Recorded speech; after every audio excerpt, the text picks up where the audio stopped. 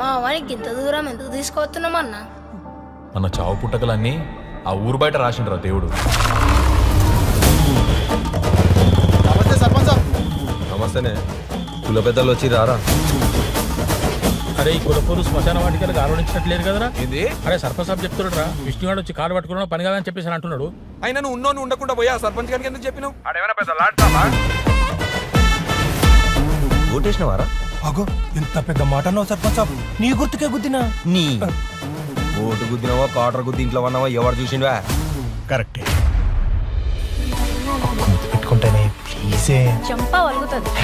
అది గట్టి కాదు, చిన్నగా పగలకుండా పెట్టుకుంటా. సరే అయితే మా అయ్యతో మాట్లాడి ముహూర్తం పెట్టించు. డైరెక్ట్ మండపానికి వస్తా నేను. ఎప్పుడన్నా ఇంటికి తీసుకొచ్చినావు మీ నాన్ని? నిన్నటి వరకు నీకు మామలేడు నాకు నాన్నలేడు అని చెప్పి ఇప్పుడేమో బాధ్యతలు చూపిస్తున్నాడు. ఎట్లున్నామేంది మేమిద్దరం? నవ్వుతుర్రా ఊర్లో వాళ్ళంతా నీ మీద. భయపడినావా? పడాలే.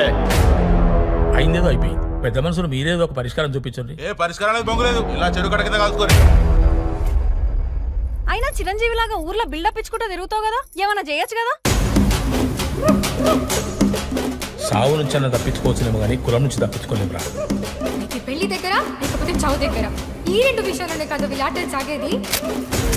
నీ కొడుకు నిన్ను క్షమిస్తాడో లేదో కానీ నీ కూతురు మాత్రం నేను. మన బతుకులు మారాలంటే మనకు కావాల్సింది ఒక్కటే, చదువు చదువు చదువు. పట్రా డబ్బు.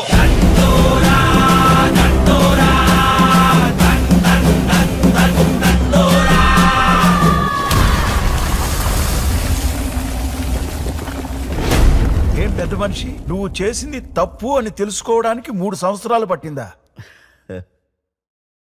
కళ్ళు మత్తు కాదు కదా సార్, రాత్రి తాగింది పొద్దుగాల దిగనీకి.